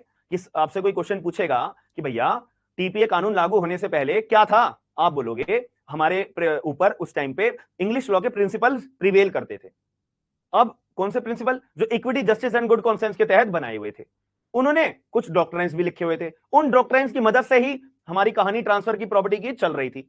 फिर क्या हुआ, हमने 1882 1 जुलाई के अंदर अपना टीपीए लाए, तो जो डॉक्ट्राइन्स हमने पहले के टाइम पे हमने प्रिंसिपल से निकाले थे, good equity justice and good conscience हमने बनाए थे, उनको हमने सेक्शन 10 से लेकर 53 कैपिटल ए के अंदर डाल दिए हैं। और ये डॉक्ट्राइन्स पिक्चर में कब आएंगे? अगर दो पार्टीज के बीच में, जीते जी वाली पार्टीज के बीच में अगर कोई सेल है, मॉर्गेज है, लीज है, गिफ्ट है, एक्शन में क्लेम्स है, तब हमारा टीपीए कानून यानी कि डॉक्ट्राइन्स सेक्शन 10 से लेकर 53 कैपिटल ए एप्लीकेबल होंगी, वरना नहीं होंगी।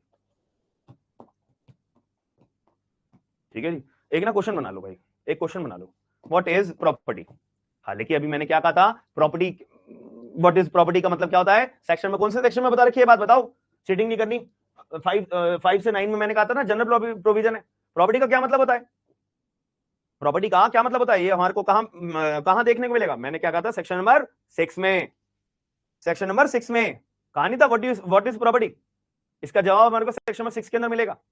ठीक है, हालांकि हमने पढ़ा नहीं है अभी सेक्शन 6 एक्चुअल में होता क्या है, पढ़ लेंगे, क्या दिक्कत है मेन अभी। हाँ बहुत बढ़िया बहुत बढ़िया, ऐसे याद करते चलो। 5 हमारे को बता रखा है what do you mean bye TPA, 6 हमारे को बता रखा है what do you mean bye property, 7 हमारे को बता रखा है कॉम्पिटेंसी ऑफ द पार्टीज, 8 हमारे को बता रखा है ऑपरेशंस ऑफ द ट्रांसफर, ठीक है, 9 हमारे को बता रखा है ओरल ट्रांसफर, 10 से लेके 53 कैपिटल ए में तो हमारी डॉक्ट्राइन्स हैं, और सेल की बात 54 से 57, और फिर हमने मॉर्गेज की बात करी है, ठीक है, फिर हमने लीज की बात करी है, और फिर हमने गिफ्ट, फिर एक्शनेबल क्लेम्स, हो गया हमारा टीपीए पूरा। सेक्शन 1 से लेके सेक्शन 137 तक पूरी स्कीम मैंने आपको याद करवा दी है, पता होना चाहिए, और ऐसे ही याद करना है। जितनी ज्यादा बार रिवाइज करोगे उतने ज्यादा कॉन्फिडेंट होंगे। मैं पहले कह रहा हूं आपको, ये पहली क्लास है, रिवाइज पहली क्लास से करने के लिए आदत बना लो। जैसी क्लास खत्म होगी रात को सोने से पहले बस अपना रिवाइज करके तब सोना। डेली अपनी आदत ये बना लेना, भले कितनी मर्जी परेशानियां हो, जितना मर्जी बिजी काम हो, प्राइम मिनिस्टर की अगली सीट आपकी क्यों ना हो, ठीक है, याद जरूर करना है आपको, रिवाइज जरूर करना है, ठीक है। चलो आगे चलते हैं।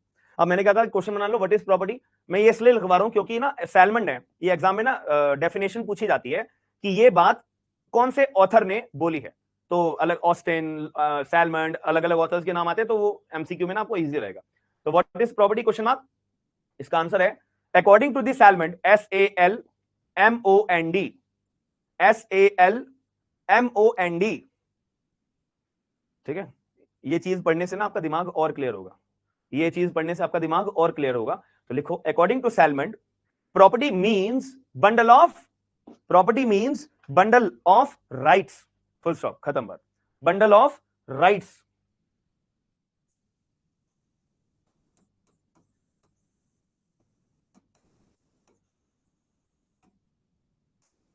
ये किसने बोला था, सैलमंड ने बोला था। बहुत बढ़िया ऑथर थे भाई ये, इन्होंने इंडियन कॉन्ट्रैक्ट एक्ट में भी बहुत सारी डेफिनेशंस दी हैं। मतलब इन लोगों की डेफिनेशंस देने के बाद ही हमारे दिमाग खुले थे, और कानून के अंदर बहुत बढ़िया बढ़िया चीजें हम लेकर आए थे, कानून बनाए गए थे लोगों के लिए, ठीक है। अब ये समझ में आपके दिमाग में नहीं आ रहा होगा कि सर ये क्या बोल रहे हो यार, अब सैलमन ने बंडल ऑफ राइट्स क्यों बोला होगा। आज की क्लास आपके लिए बहुत इंपॉर्टेंट है, आज की क्लास में आप नई चीज सीख के जाओगे। एग्जाम्पल बताता हूं, ठीक है। ए नाम के व्यक्ति का अपने घर है, ठीक है, ए नाम के व्यक्ति का अपने घर है, ठीक है। बहुत इंपॉर्टेंट चीज है, थोड़ा सा ध्यान देना, आपने कभी ये चीजें नहीं सीखी होंगी, ठीक है। ए नाम के व्यक्ति का अपना ये घर है, ए नाम के व्यक्ति ने अपना घर रेंट पर दिया, ठीक है, रेंट पर दिया, किसको दिया, बी नाम के व्यक्ति को, कि चाह भाई, ठीक है, रेंट पर दिया, कितने रुपए में, 10,000 रुपए, ठीक है, कि अभी तू मेरे को हर महीने 10,000 रुपए दियो।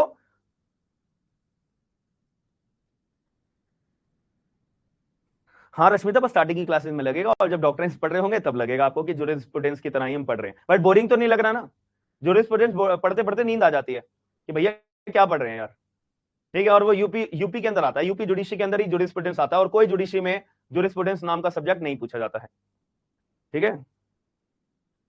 हाँ परेशान कर देता है भाई वो पर क्या करें, मजबूरी है। चलो बोरिंग होने नहीं दूंगा, टेंशन नहीं होने दूंगा, याद जब तक नहीं होगा, जब तक मैं आप लोगों को छोड़ूंगा नहीं, याद रखना। और जो बच्चा रिवाइज करके नहीं आएगा, याद रखना, और पहले तो क्वेश्चन आंसर पूछे जाएंगे कि हाँ लास्ट क्लास में क्या पढ़ाया था, सबको अपना प्रेजेंटली आंसर देने पड़ेंगे, ठीक है जी। चलो मुद्दे पे आते हैं। ए नाम का व्यक्ति है, ए नाम के व्यक्ति ने अपना घर किराए पे दिया 10,000 रुपए का। अब सैलमन ने क्या बोला था, प्रॉपर्टी का क्या मतलब होता है, property means bundle of rights, bundle of rights. Bundle क्या होता है, बंडल यार नोटों का बंडल होता है, ठीक है, कॉपी का बंडल होता है, बंडल होता है ना, इसमें बहुत सारे नोट होते हैं, एक बंडल, एक मेरे को सुनील जी, एक मेरे को नोट का बंडल, एक नोट का बंडल दे दो, यानी कि सुनील जी के पास 500 के नोट के एक बंडल होगा, यानी कि 500 के बहुत सारे नोट्स होंगे, हाँ है ना, तो वो बंडल हो गया। ऐसे ही बहुत सारे राइट्स होंगे, उसका एक बंडल होगा, तो वो बंडल हमारा क्या, तो वो हमारा क्या होगा, वो प्रॉपर्टी मानी जाती है, वो प्रॉपर्टी मानी जाती है according to the Salmond, Salmond के अकॉर्डिंग, ठीक है। चलो मुद्दे की बात अभी समझते हैं। तब यहाँ पे जो ये घर है, ये घर अपने आप में क्या है, ये घर अपने आप में क्या है, इमूवेबल प्रॉपर्टी है। चलो जी, अब ए ने अपना घर बी को दिया है, यानी कि ट्रांसफर करा है, यानी कि कन्वे करा है, यानी कि डिलीवर करा है, तो टीपीए कानून आना चाहिए, बताओ। लीज पे दिया है भाई, और मैंने अभी पढ़ाई नहीं लीज, अगर अपनी प्रॉपर्टी इमूवेबल वाली लीज पे देते हो तो टीपीए कानून पिक्चर में आएगा, बिल्कुल आएगा, टीपीए कानून क्यों नहीं आएगा, ठीक है। तो यहाँ पे जो ये 10,000 रुपए है, ये क्या हो गया, कलेक्शन ऑफ रेंट, जो कि ए नाम के व्यक्ति के पास अधिकार है, इसका राइट है, ए नाम के व्यक्ति के पास राइट है 10,000 रुपए कलेक्ट करने का, तो कलेक्शन ऑफ रेंट, ए नाम के व्यक्ति के पास राइट है कि भैया बी मैं तेरे पास कलेक्शन ऑफ रेंट करने आया हूं 10,000 रुपए का, ये मेरा राइट है। क्यों, क्योंकि मैंने तेरे को अपनी प्रॉपर्टी क्या दी है, लीज पे दी है, ट्रांसफर करी है, लीज पे दी है, ठीक है, तो ऐसे केस में ये जो अपना ये तो अपने आप में इमूवेबल प्रॉपर्टी है, प्रॉपर्टी की डेफिनेशन में तो आ रही है। याद रखना ये कलेक्शन ऑफ रेंट भी अपने आप में क्या होगा, इमूवेबल प्रॉपर्टी माना जाएगा। समझ में आ गई मेरी बात या नहीं? बिकॉज ए के पास एक अपना राइट है, bundle of rights. Property means according to the Salmond bundle of rights. तो अपने आप में ये जो रेंट कलेक्ट करने का जो अधिकार है, रेंट कलेक्ट करने का जो अधिकार है, वो भी अपने आप में क्या है, इमूवेबल प्रॉपर्टी माना जाएगा। ये एक छोटा सा पॉइंट है। एक और एग्जांपल बताऊंगा, बट अभी ये वाला एग्जांपल से मेरे को एक चीज बताओ, समझ में आई छोटी सी बात या नहीं?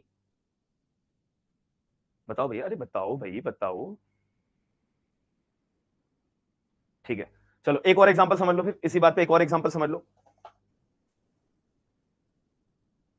ठीक है, अब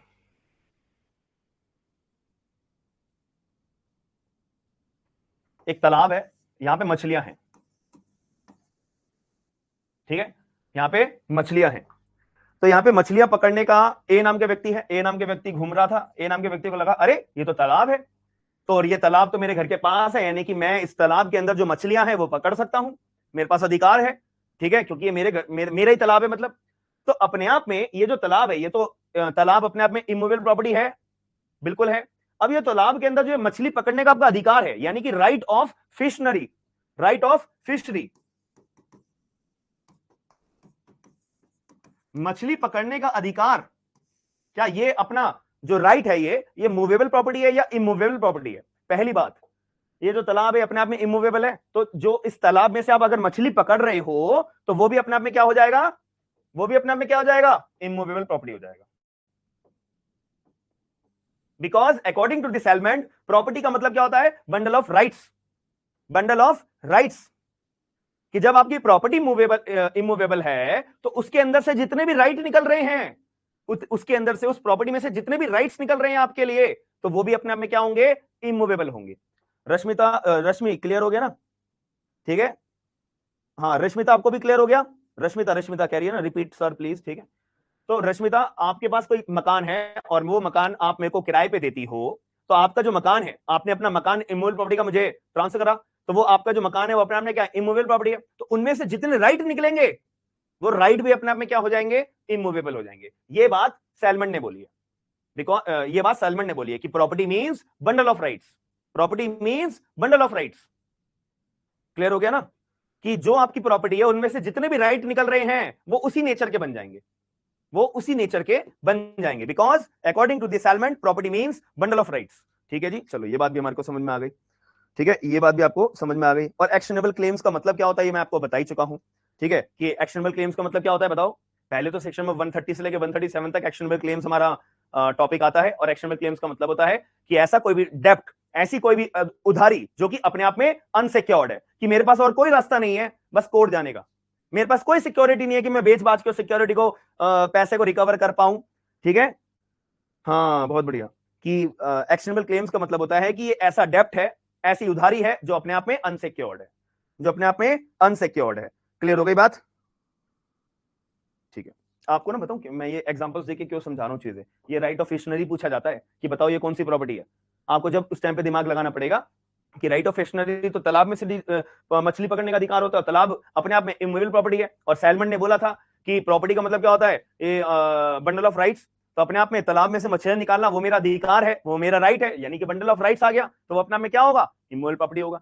अब रेंट रिकवर कर रहा हूं मैं, कलेक्शन ऑफ रेंट। अब मैं रेंट किस चीज के लिए रिकवर कर रहा हूं, मकान के लिए। अब मकान क्या है अपने आप में, इमूवेबल प्रॉपर्टी है, तो जो रेंट मैं उस मकान के लिए ले रहा हूं तो वो भी अपना क्या हो जाएगा, इमूवेबल प्रॉपर्टी हो जाएगा।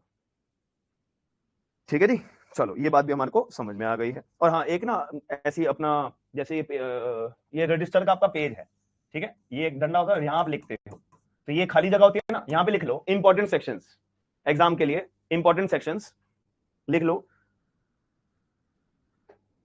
3 5 7 तो सॉरी 3 5 6 7 8 9, 3 5 6 7 8 9, 3 5 6 7 8 9। ठीक है, जो एग्जाम के लिए जरूरी है भाई, एटलीस्ट एग्जाम में पेपर देने जा रहे हो तो भैया इनके इन सेक्शंस को तो आपको स्टार्टिंग में ही याद होने चाहिए। हालांकि बाद में मैं बाद की बात बताऊंगा, अभी सेक्शन 1 to 9 मैंने आपको चीज क्लैरिफाई कराई है ना, बाद में चीजें और बढ़ाता रहूंगा, ठीक है। एक और एग्जांपल ले लो, एक्शनेबल क्लेम्स की बात हो रही है ना, तो मेरे दिमाग में भी मुस्लिम मैरिज के तौर पे एक और दिमाग में आया एग्जांपल, कि आपको एग्जामिनर को अगर समझाना हो मेंस के अंदर कि एक्शनेबल क्लेम्स का मतलब क्या होता है, आप ये दे सकते हो। आपने मुस्लिम लॉ भी पढ़ा हुआ है, ताजा ताजा पढ़ रहे हो, अभी अभी 15-20 क्लास और लगेंगे, उसके बाद पूरा मुस्लिम लॉ खत्म हो जाएगा, ठीक है। तलाक का टॉपिक हमारा खत्म हो ही गया है, होने वाला है, जस्ट हो ही गया है लगभग, ठीक है। चलो, जैसे कि मुस्लिम मैन है, इसने शादी रचाई मुस्लिम वुमेन के साथ, इन दोनों ने अपना क्या करा, निकाह करा, ठीक है, निकाह करा। तो आपको पता है कि आदमी को अपनी पत्नी को जो वो जिससे वो शादी रचा रहा है, आदमी जो है जिससे वो अपनी शादी रचा रहा है, वो क्या करेगा, डोअर देना पड़ता है। आदमी को अपनी पत्नी को क्या देना पड़ता है, डोअर, जिसको मेहर भी बोलते हैं। अब ये डोअर और मेहर के दोनों का अंतर मैंने समझा रखा है आपको मुस्लिम लॉ के अंदर, ठीक है। चलो, तो इसने मुस्लिम आदमी ने बोला कि देखो भाई, अभी तो शादी रचा लो, मैं डोअर का अमाउंट जो है ना शादी हो जाने के 10 दिन के अंदर अंदर मैं दे दूंगा, ठीक है। अब क्या हुआ, शादी रचा ली, ठीक है, but at the and Muslim husband ने डोअर देने से इनकार कर दिया कि मैं नहीं देता डोअर, कर लो जो कर सकते हो, मैं नहीं देता डोअर, जो करना है कर लो, ठीक है। अब क्वेश्चन याद, अब तुम थोड़ा बताओ, मुस्लिम महिला है, मुस्लिम महिला के जो अपनी शादी रचाई गई है वो तो शादी रचा ली है, ठीक है। और मुस्लिम हस्बैंड ने जो डोअर देने के लिए अपना वादा किया था, तो उसके लिए मुस्लिम हस्बैंड ने कोई सिक्योरिटी जमा कराई थी कि अगर मान लेते हैं कि अगर हस्बैंड ने डोअर नहीं दिया तो मुस्लिम महिला जो है, मुस्लिम वाइफ जो है, वो उस सिक्योरिटी को बेच बाच के डोअर का अमाउंट अपना रिकवर कर लेगी, ऐसे कुछ सिक्योरिटी थी क्या मुस्लिम वुमेन के पास, मुस्लिम वाइफ के पास? नहीं। तो हम बोल सकते हैं ये बात कि ये जो डोअर नहीं दिया है, ये भी अपने आप में क्या है, एक तरह का एक्शनेबल क्लेम है, ये ऐसा डेब्ट है जो कि अनसिक्योर्ड है। बताओ, बोल सकते हैं नहीं, एक्शनेबल क्लेम। एग्जाम में ना ऐसे एग्जांपल आते हैं बनके, बताओ, ये अगर पेपर मुश्किल बनाना है, अगर पेपर मुश्किल बनाना है तो बस ऐसे एग्जांपल डाल दो बस, ठीक है। बताओ, और मतलब इसका सिंपल सा है कि मुस्लिम महिला के पास डोअर का कोई सिक्योरिटी नहीं है, अगर हस्बैंड ने डोअर नहीं दिया, ठीक है, तो मुस्लिम महिला वाइफ क्या कर सकती है, कुछ भी नहीं कर सकती, बस वो कोर्ट में डिवोर्स वगैरह जाए या फिर मेंटेनेंस क्लेम करे, बस यही तो कर सकती है, कोर्ट का ही तो रास्ता बचता है ना मुस्लिम महिला के पास। यानी कि एक ऐसा डेप्ट है जो कि अपने आप इनसिक्योर्ड है, इट इज, और एक्शनेबल क्लेम का मतलब क्या होता है, कोई भी ऐसा डेप्ट जो अपने आप इनसिक्योर्ड होता है उसको हम क्या बोलते हैं, एक्शनेबल क्लेम बोलते हैं, खत्म बात। समझ में आ गया ना बात? चलो,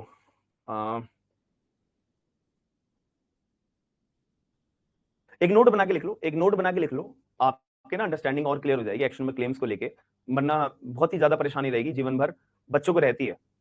अपने किसी दोस्त यार से पूछ लेना, यार एक्शनेबल क्लेम्स का मतलब बता दे यार, मेरे को आता नहीं है, ठीक है, तो आपको पता लग जाएगा डिफरेंस। एक नोट बना के लिख लो, actionable claims were transferable, actionable claims were transferable to another party.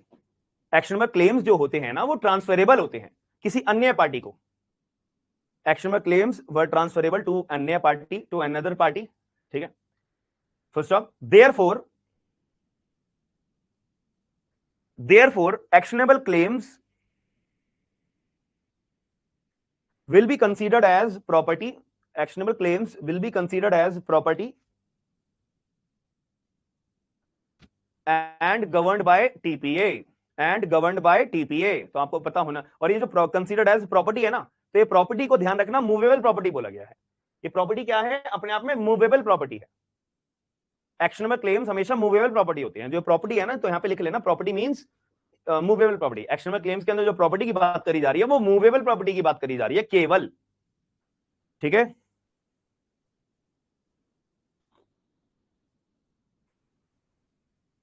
अच्छा,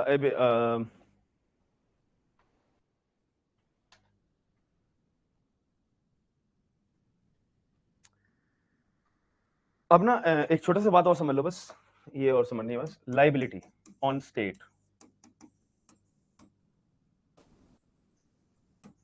मैं आपको टीपीए खत्म हो जाने के बाद 5-7 क्लासेस एक्स्ट्रा लेऊंगा रजिस्ट्रेशन एक्ट पढ़ाने के लिए, क्योंकि जब टीपीए पढ़ते हैं उसके साथ में हमारे को रजिस्ट्रेशन एक्ट भी पढ़ना पड़ता है, ठीक है। ये मैंने क्लास के स्टार्टिंग में ये बात बोली थी कि जब आप टीपीए पढ़ रहे होते हो तो उसके साथ में आपको रजिस्ट्रेशन एक्ट का भी सहारा लेना पड़ता है, रजिस्ट्रेशन एक्ट 1908, ठीक है। तो यहाँ पे मतलब ये है कि मेरा मकान है, मेरा घर है, मैंने पैसे खर्च करके अपना घर अपने नाम करवाया, पैसे दिए जिसके नाम, मतलब एक बंदे से खरीदा घर, ठीक है। तो यहाँ पे सरकार की जिम्मेदारी होनी चाहिए कि जो मैंने घर खरीदा है, सरकार वो जो घर है वो मेरे नाम पे करे, ठीक है। सरकार जो घर है वो मेरे नाम पे करे, समझ रहे हो मेरी बात। ये तो एक सरकार जो एक अपना रजिस्ट्रेशन डिपार्टमेंट बनाए, एक एसडीएम कोड बनाए, हाँ है ना, कि और मेरे घर पे कोई कब्जा ना कर ले, ये सरकार की जिम्मेदारी है या नहीं है, हाँ है ना। तो इसीलिए सरकार जो है एक ऐसा रजिस्ट्रेशन ऑफ द प्रॉपर्टी का स्ट्रक्चर पैदा करे कि देखो ये प्रॉपर्टी सुनील जी के नाम है, सुनील जी ने प्रॉपर्टी खरीदी है, तो इसलिए प्रॉपर्टी रजिस्टर सुनील जी के नाम करी जाए। ये प्रॉपर्टी आयुष आयुष सर के नाम है, क्योंकि ये पैसे देके आयुष सर ने ये प्रॉपर्टी खरीदी है। ये प्रॉपर्टी रश्मिता के नाम है, ये प्रॉपर्टी रश्मि के नाम है, ठीक है। तो ऐसा सरकार को प्रोसेस करना चाहिए ना रजिस्ट्रेशन ऑफ द प्रॉपर्टी, कि जब प्रॉपर्टी ट्रांसफर करने की बात आ रही है तो यार रजिस्टर्ड भी तो करो। अब प्रॉपर्टी मैंने सुनील जी को दे दी, सुनील जी से पैसे ले लिए, ठीक है, और अब सुनील जी को पता नहीं भाई मेरे नाम पे प्रॉपर्टी हुई है नहीं हुई है, सरकार ने कोई ऐसा प्रक्रिया चालू ही नहीं कर रखी, तो करनी चाहिए ना जब प्रॉपर्टी ट्रांसफर कर रहे हो तो, ठीक है। या फिर फॉर एग्जाम्पल प्रॉपर्टी ट्रांसफर भी छोड़ो, अरे भाई जब मैं आपको अपनी प्रॉपर्टी किराए पे दे रहा हूं तो उसके लिए एक रेंट एग्रीमेंट तो बनाना चाहिए, हाँ है ना। पता कैसे लगेगा कि मैंने अपनी प्रॉपर्टी रेंट पे सुनील जी को दी है, रश्मिता को दी है, पता कैसे लगेगा। सुनील कल को रश्मि बोले अरे ये तो मेरी प्रॉपर्टी है, मैं ही रह रही हूँ यहीं पे, तो ये तो मेरी प्रॉपर्टी है, तो ऐसे तो लड़ाई झगड़ा चलता रहेगा कि किसकी प्रॉपर्टी किसके नाम, क्या हुआ क्या नहीं हुआ, कुछ होगा ही नहीं। तो इसलिए सरकार की यहाँ पे लाइबिलिटी बना रखी है कि सरकार आप जो है ना प्रॉपर्टीज का रजिस्ट्रेशन करो, हर प्रॉपर्टी का रजिस्ट्रेशन करो, कौन सी प्रॉपर्टी किसके नाम है, कौन सी प्रॉपर्टी किस बंदे ने कब ट्रांसफर करी, अगर ट्रांसफर करी है तो दोबारा रजिस्ट्रेशन करो, दोबारा प्रॉपर्टी को ट्रांसफर करो। अगर किसी को चलो वो तो फिर अलग कंसेप्ट हो जाएगा, अगर किसी को सक्सेशन में मिलती है तो भी प्रॉपर्टी का नाम चढ़ाया जाता है ना कि अब ये प्रॉपर्टी ए नाम के व्यक्ति के बच्चे के नाम हो गई है थ्रू सक्सेशन, ठीक है। समझ में आ गया मेरा। और रजिस्ट्रेशन ऑफ द प्रॉपर्टी कराने से क्या होता है, कंफर्मेशन मिल जाती है, किस चीज की, ओनरशिप की, कंफर्मेशन ऑफ ओनरशिप। जैसे मैंने आपको एग्जांपल बताया कि सुनील जी से मैंने 50 लाख रुपए ले लिए और सुनील जी को कहा सुनील जी लो मेरा घर आपका, अरे भाई ऐसे कैसे आपका, नाम तो मेरे है। तो जब तक मैं ट्रांसफर नहीं कराऊंगा अपना घर का नाम का, जो मेरा नाम मेरे नाम पे घर है, तो मैं जब तक ओनरशिप ट्रांसफर नहीं कराऊंगा, रजिस्टर्ड नहीं कराऊंगा सुनील जी के नाम पे, जब तक सुनील जी के मन में संतुष्टि नहीं होगी, कंफर्म नहीं होगा कि एक्चुअल में ये प्रॉपर्टी किसके नाम है। तो इसके लिए रजिस्ट्रेशन कराना बहुत जरूरी है, ताकि मन में संतुष्टि हो जाए, कंफर्म हो जाए कि हाँ भैया अब ओनर मैं बन गया हूं। हाँ है ना, बिल्कुल सच्ची बात है ये तो, यहीं पे सारे झोल होते हैं, ठीक है। और सरकार की एक और ड्यूटी है कि वो सिक्योर करके रखे भाई, मतलब मान लेते हैं कि कोई प्रॉपर्टी को ग्रैब कर रहा है तो सरकार की यहाँ पे जिम्मेदारी है, पुलिस को आप कंप्लेंट करो, एफआईआर कराओ कि बंदा ट्रेसपास कर रहा है, तो सरकार पुलिस वगैरह का मैनेजमेंट करके रखे, ठीक है। कि अगर कोई व्यक्ति किसी के घर में जबरदस्ती घुस रहा है तो उसके ऊपर कानून बनाए सरकार, सिक्योर करके रखने के लिए प्रॉपर्टीज को, लोगों की प्रॉपर्टीज को, ठीक है, लोगों की प्रॉपर्टीज को सिक्योर करके रखे, ठीक है। और अगर मान लेते हैं कोई व्यक्ति जबरदस्ती घर में घुसता है या कोई व्यक्ति जबरदस्ती एडवर्स पोजीशन लेने के लिए, प्रॉपर्टी पे कब्जा बनाने के लिए कोई भी ऐसी हरकत करता है, तो सरकार की जिम्मेदारी है कि ऐसे व्यक्ति को पिनलाइज करा जाए, पिनलाइज करने के लिए कानून बनाए जाए। तो ये लाइबिलिटी है स्टेट की। तो ये मैं जो बात कर रहा हूँ ना रजिस्ट्रेशन, इस चीज के लिए एक छोटा सा कानून है, 5-7 क्लासेस का कानून है, रजिस्ट्रेशन एक्ट 1908, वो पढ़ा देंगे, ठीक है।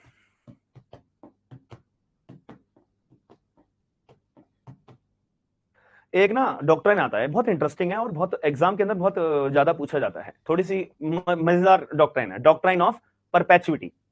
हालांकि अभी बाद में पढ़ाऊंगा ये, बट अभी ऐसे ही बस 2 मिनट और बचे हैं फिर मैं क्लास खत्म कर रहा हूँ। Doctrine of perpetuity, doctrine of perpetuity का मतलब क्या होता है, ये ना सेक्शन में 14 के अंदर से चालू होती है। जैसे कि हर किसी के मन में होता है ना यार, ये प्रॉपर्टी मैंने जैसे कि ये प्रॉपर्टी खरीदी, ठीक है, तो मैं बुढ़ा हो गया, मैं मर गया फिर, बट मरने से पहले मतलब मेरे मन में रहेगा ना यार ये प्रॉपर्टी जीवन भर मेरे नाम पे रहे। क्या ऐसा पॉसिबल है कि मेरे मरने के बाद भी ये प्रॉपर्टी मेरे नाम पे रहेगी? क्या ऐसा पॉसिबल है क्या, ये बताओ। ऐसा पॉसिबल कभी नहीं है, ऐसा पॉसिबल कभी नहीं है कि हर बंदे की स्ट्रॉन्ग और बहुत लोगों को मन में फीलिंग ही होती है कि मेरे मरने के बाद मैं पुनर्जन्म लेऊंगा तो इसी घर के अंदर लेऊंगा, ऐसे लोगों की आस्थाएं जुड़ी होती हैं। तो रूल ऑफ परपेचुइटी ये बात कहता है, सेक्शन में 14 के अंदर ये रूल ऑफ परपेचुइटी डॉक्ट्राइन है, डॉक्ट्राइन रूल अगेंस्ट परपेचुइटी। इसका मतलब ये होता है कि भाई सरकार ने अपने कानून बना रखे हैं, उसमें लिखा हुआ है कोई भी प्रॉपर्टी जो ट्रांसफर करी जाती है वो जीवन भर तक उसके नाम पे नहीं होगी। उसके मरने के बाद किसी और के नाम पे जाएगी, या तो जीते जी वो किसी और के नाम पे भेजेगा ही भेजेगा। ठीक है, तो जीवन भर तक, मतलब लाइफ टाइम तक किसी के नाम पे प्रॉपर्टी ट्रांसफर नहीं हो सकती है। देखो इससे ना दो फैक्टर है।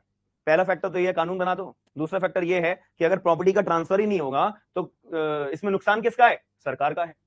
सरकार का नुकसान कैसे? अरे भैया, प्रॉपर्टी ट्रांसफर होती है, रजिस्टर्ड कराई जाती है, रजिस्टर्ड होगी तो सरकार के पास रजिस्ट्रेशन फीस जाएगी। जितनी बार ट्रांसफर होगी उतनी बार ओनर चेंज होंगे, उतनी बार रजिस्ट्रेशन के लिए नया अपना प्रॉपर्टी के कागज बनेंगे, और जितनी बार प्रॉपर्टी के कागज बनेंगे उतनी बार सरकार को पैसा जाएगा। तो इसलिए सरकार ने बोला नहीं, जीवन भर तक के लिए प्रॉपर्टी एक ही व्यक्ति के ऊपर ट्रांसफर नहीं करी जा सकती है। तो rule against perpetuity section number 14 यही बात करता है। Rule against perpetuity section number 14 यही बात करता है कि भाई जीवन भर तक के लिए प्रॉपर्टी ट्रांसफर किसी एक व्यक्ति तक नहीं होगी। क्यों भैया? हमारे को नुकसान होगा ना, रजिस्ट्रेशन फीस का, फीस आएगी नहीं हमारे पे। ठीक है, हाँ, हमारे पे फीस आएगी ही नहीं। तो कानून ये, टीपीए कानून ये कहता है circulation of property is mandatory, circulation of property is mandatory. ठीक है, बट हर कोई चाहता है कि यार मेरे ब्लड लाइन में प्रॉपर्टी ट्रांसफर होते रहे भैया, उसके लिए रजिस्ट्रेशन फीस आपको पे करनी पड़ेगी, प्रॉपर्टी ट्रांसफर हमेशा करना पड़ेगा। ठीक है, ठीक है। एक छोटी सी बात और समझ लो, सेक्शन नंबर 14 हमने rule against perpetuity, rule against perpetuity है। ठीक है, परपेचुटी का मतलब होता है कि मेरे भैया मैं जीवन भर मेरे प्रॉपर्टी ट्रांसफर कर दो, मैं मर जाऊंगा तब भी मेरे नाम पे रहेगी, क्योंकि मेरी आस्था है कि मरने के बाद मैं पुनर्जन्म लेऊंगा और इसी हवेली में आऊंगा, इसी हवेली में जन्म लेऊंगा। ठीक है, समझ में आ गई मेरी बात? बिल्कुल सुनिए जी, आपके क्वेश्चन लेंगे अभी। एक बात तो ये समझ में आ गई। दूसरी बात यहाँ पे एक बात समझिएगा। ठीक है, दूसरी बात ये बात समझिएगा कि आपको अगर प्रॉपर्टी अपनी टाई अप करनी है, टाई अप मतलब अगर प्रॉपर्टी को टाई अप करना है तो आप अनबॉर्न चाइल्ड के लिए टाई अप कर सकते हो। द मूवमेंट बच्चे का जन्म जैसे ही हुआ तो वो प्रॉपर्टी के ओनर आप नहीं रहोगे, अब वो अनबॉर्न जो बच्चे का जन्म हुआ है वो हो जाएगा। ये बात हमारे को सेक्शन नंबर 13 में बता रखी है। इसके बारे में आगे चर्चा करेंगे, टेंशन मत लेना, बट आपको थोड़ा सा एक ओवरव्यू दे रहा था। हाँ जी, क्लास आज की हमारी यहाँ पे खत्म हो चुकी है। ठीक है, चलो, this is all about today's class. I hope आपको आज की क्लास के अंदर मजा आया होगा, और कल भी हमारा शाम को 6 से 7 बजे हम अपना कंटिन्यू करेंगे। ठीक है, चलो, this is all about today's class. Thank you, have a good day all of you.